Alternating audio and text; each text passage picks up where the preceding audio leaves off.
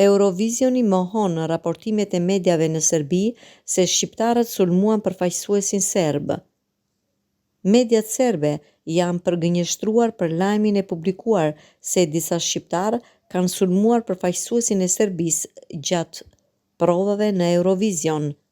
Mediat serbe raportuan se përfaqësuesi i Serbisë në Eurovision të këtij viti, Stefan Zdravkovic, i njohur me emrin artistik Prince, ishte sulmuar nga një grup shqiptarësh gjatë një prove teknike në skenën e Eurovisionit në Basel të Zvicrës, ku javën e ardhshme do të mbahet gara më e madhe muzikore në Europë.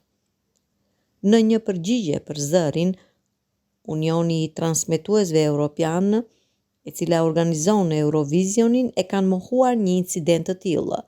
Provat e para nga të gjitha delegacionet ishin të mbyllura dhe askush përveç delegacionit dhe ekipit të produksionit nuk ndodhej në arenë gjatë kohës kur çdo artist kryente provat, sigurisht jo ndonjë fans.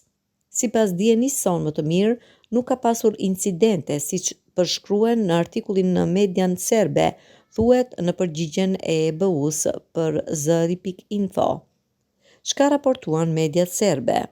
Lajmi se këngëtari serb është sulmuar nga shqiptarët është përhapur me shpejtësi në mediat në Serbi, edhe pse për këtë nuk kishte asnjë fakt. Sipas tyre, e gjitha nisi pasi veshja e këngëtarit dhe përcjellësve të tij në skenë ishte me ngjyra të kuqezi.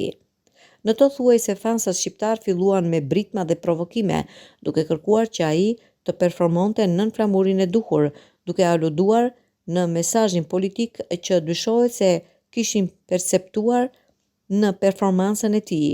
Sipas dëshmitarëve okular, artisti Prince qëndroi i qetë dhe nuk reagoi ndaj provokimeve, ndërsa sigurimi ndërhyri shpejt dhe i largoi tifozët problematik nga salla. Mediat serbe në vazhdimsi kanë munduar të bëjnë sulme të ngjashme politike në Eurovision në vitin 2023, kur Albina dhe familja Kelmenti përfaqësonin Shqipërinë. Mediat serbe patën shkruar se kënga e tyre i këndon Shqipërisë së Madhe, duke kërkuar nga Eurovisioni që ta përjashtojnë përfaqësimin e Shqipërisë.